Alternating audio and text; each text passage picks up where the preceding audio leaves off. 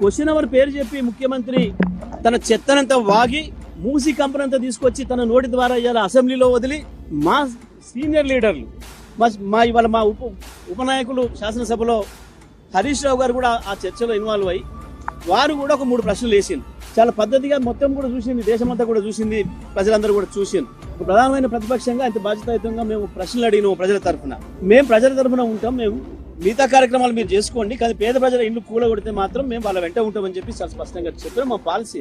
ఆ తర్వాత ముఖ్యమంత్రి ఇష్టం వచ్చినట్టు దాడి చేసేసి మాకు అవకాశం ఇవ్వకుండా ఇంకొక ప్రతిపక్షానికి అవకాశం ఇచ్చేసేసి మూసేస్తున్నప్పుడు మా రెండవ శాసనసభ్యురాలు మా ఇంకో ఉపనాయకురాలు సబితా ఇంద్రారెడ్డి గారికి అవకాశం వస్తే వారు మూసి ప్రస్తావన తేగానే స్పీకర్ గారు మైక్ కట్ చేస్తారు.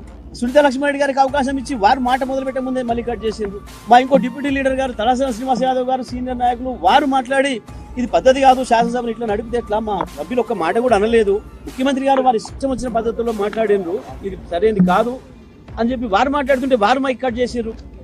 చివరికి మళ్ళీ మేమందరం డిమాండ్ చేస్తే హరీష్ రావు గారికి మైక్ ఇచ్చి దాన్ని కూడా కట్ చేసేసి మీరు ముఖ్యమంత్రిని విమర్శ చేస్తే నేను మైక్ ఇవ్వను అని చెప్పి మాట్లాడితే అసలు ఇది మన ప్రజాస్వామ్యమేనా, సభ నడిపే విధానమేనా? ఇది ముఖ్యమంత్రిని విమర్శించకపోతే ముఖ్యమంత్రి డబ్బా కొట్టడానికి వస్తుందా ప్రతిపక్షం ఎక్కడన్నా? ప్రతిపక్షానికి స్పీకర్ గారు నిర్దేశిస్తాడా ఏం మాట్లాడాలో?